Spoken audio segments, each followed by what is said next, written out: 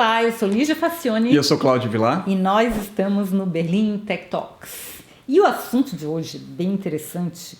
Todos são interessantes, né? Mas de hoje é interessante. Eu gosto da modéstia. Porque é muito interessante. Porque todo mundo ouve falar de computador quântico. Para lá, a gente já fez até um programa sobre computador quântico. Tá cheio de notícias sobre computador quântico. Mas na revista Nature desse setembro agora saiu um artigo muito interessante falando sobre computadores estocásticos. Essa é a novidade que você só ouviu aqui no Berlim Tech Talks, fala mesmo. A verdade. Ou se você assina Nature. Ou Mas então qual que é a história?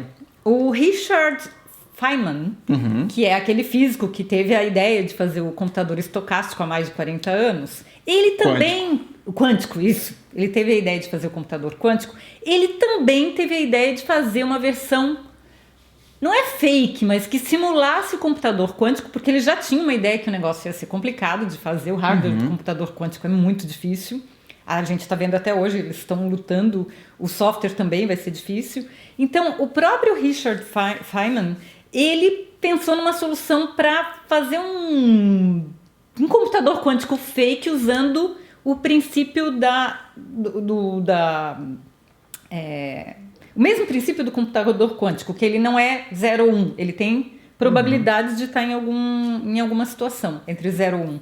Então, o que ele fez? Ele lançou a ideia do computador estocástico. E aí, 2 pesquisadores japoneses levaram essa ideia adiante. E eles conseguiram evoluir nessa ideia. E olha que legal! Claudinho estudou o paper dos japoneses para explicar para a gente exatamente... Não em todos os detalhes.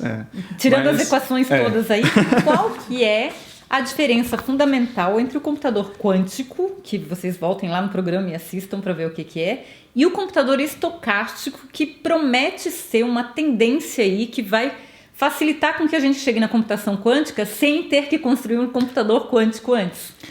Basicamente, a pergunta que eles fizeram é, tem como usar todos esses conceitos que estão sendo desenvolvidos para a computação, né, quântica e tudo mais, com a inspiração do Richard, tem como fazer alguma coisa mais rápido, assim, mais simples usando o material que a gente tem? E um dos outros fatores que eles pensaram é, existe algum modo de fazer com que a gente consiga fazer esses cálculos quânticos dentro de uma sala normal, assim, hoje em dia você tem um computador na sua sala e funciona normalmente. Mas não daria para ter um computador quântico. Exatamente, na sala o computador quântico enquanto. Precisa de uma sala com temperaturas, né, controladas e tudo mais. Vamos voltar só um pouquinho para só lembrar qual é a diferença entre um computador normal que a gente tem hoje na nossa casa e um computador quântico. Então, um computador normal que funciona na sala, ele basicamente usa da estrutura binária para mandar as informações que a gente vê na nossa tela, vamos dizer assim. Ou seja, o sinal é 0 ou 1. 0 ou 1. Só isso, não tem outra possibilidade. Isso. Então, todas as informações processadas é uma sequência de caracteres 0 ou 1 e a máquina em si, né, toda a parte de hardware do computador faz com que um sinal elétrico passando pela superfície dela mande esses gates, vamos dizer assim, de 0 a 1 para fazer o tal cálculo que você precisa. O quântico em si usa sobreposição de partículas, né, para saber que, uma determinada informação ela tem uma probabilidade de estar num estado, que as probabilidades são de 0 a 1, e controlar para que faça com as informações que você pode usar de forma estatística ou estocástica. Estocástico é estatístico. É probabilidade, né? Isso, possam ser calculados mais rápido. E isso é para, por exemplo, para simular fenômenos naturais, como previsão do tempo, que a gente não tem 0 ou 1, a gente tem probabilidades. Isso. Então, isso aí facilitaria muito. Ficaria muito mais rápido de fazer, por exemplo, previsão do tempo, que hoje ainda é um dos maiores desafios para a computação digital, né? Isso. Então, o computador, né, o que eles propõem, né, como arquitetura desse novo computador, o computador estocástico ou probabilístico, é usar materiais que a gente tem hoje em dia para fazer com que esses cálculos sejam feitos de forma mais rápida e que seja, né, utilizado em ambientes menos controlados, assim como o computador quântico. Aí então, em vez de bits, a gente teria p-bits, né? P-bits, bits probabilísticos. Bits probabilísticos. Então, todas todos esses cálculos podem ser feitos de forma probabilística, e eles usam materiais comuns, né? Como, na verdade, o paper fala sobre como eles fazem um ajuste de ímãs para controlar, simular, né? O controle do sinal elétrico que passa na matéria, né? Vamos dizer assim, na sua placa-mãe, para que esses cálculos sejam calculados de forma mais precisa, vamos dizer assim. Eu acho que o mais legal que eu achei é que porque ele não usa a mesma quantidade de transistores que um computador digital usa, ele usa bem menos.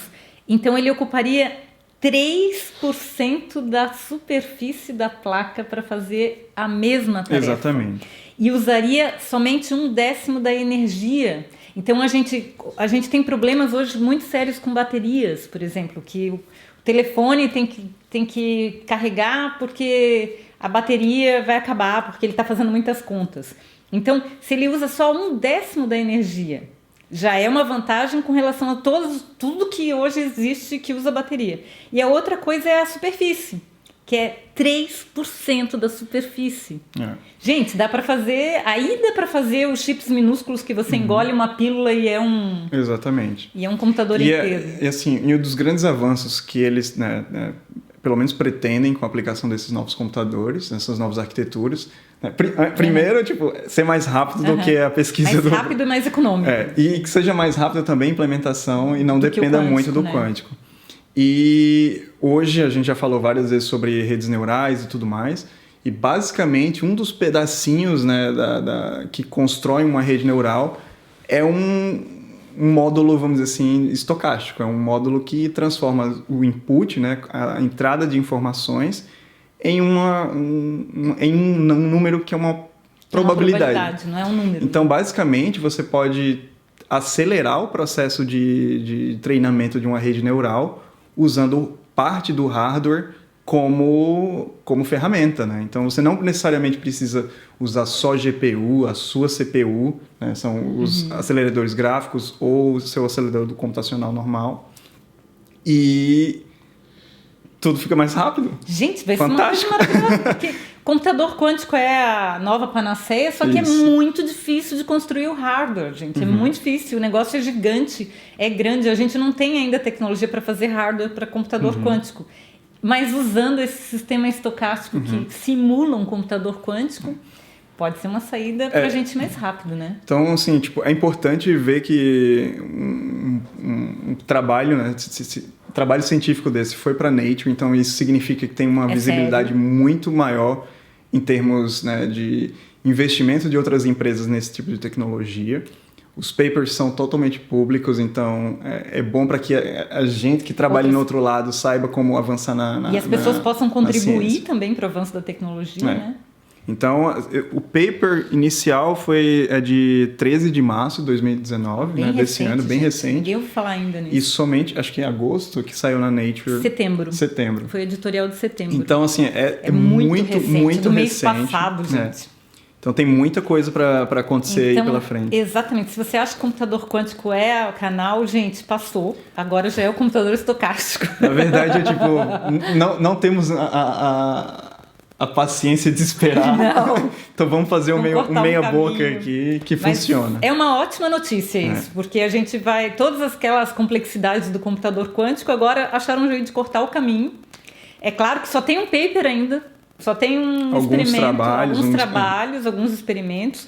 Ainda precisa desenvolver tudo nessa área de computadores estocásticos, mas promete, né? Promete. E com certeza, tendo as grandes empresas envolvidas, né, nesse tipo de pesquisa, acho que logo a gente vai ter um computador um pouco mais rápido para fazer as coisas que a gente gosta. E mais econômico e menorzinho ainda, né? Exatamente. Muito bom, gente. Olha, o futuro está caminhando muito acelerado. Muito acelerado. Por isso que se fosse vocês, não perdi o Berlin Tech Talks, porque senão a pessoa perde as notícias e não fica sabendo disso, né? Não sabe disso. Pois é, setembro. Saiu na Nature em setembro. Então aqui a gente já está... Aqui a gente já está em outubro fazendo negócio para vocês ficarem sabendo, sempre atualizados das coisas que estão saindo agora no mundo da tecnologia. No mundo, né? Não tem mais mundo da tecnologia, agora é só uma coisa. Está todo mundo dentro disso, né? Então, não era muita informação, né? O que a gente sabe é mais ou menos isso, porque é uma coisa extremamente recente. Mas para vocês ficarem prestando atenção e de olho nos computadores estocásticos. Exatamente. A gente vai colocar os links dos papers, as referências que a gente, né, já conseguiu encontrar. Não tem muita coisa ainda, né? Porque mas fica muito boa notícia. A dica. Né? Fica a dica. Então tá, gente. Espero que vocês tenham gostado, que tenham ficado felizes, como a gente ficou com essa informação nova, e que até semana que vem. Não esqueça de assinar o canal, contar para os amigos, contar para vizinho, contar para os colegas de aula, talvez debater isso em sala de aula, que pode ser uma coisa interessante, né? Muito bom. E aí se vocês tiverem dúvidas, a gente não sabe muito mais a respeito do que isso, mas se a gente puder ajudar, coloquem aí nos comentários que a gente vai fazer o que a gente corre atrás. Pode. Tá bom, gente? Muitíssimo obrigado. Muito obrigada. Deem seus likes, comentários e até semana que vem. Tchau.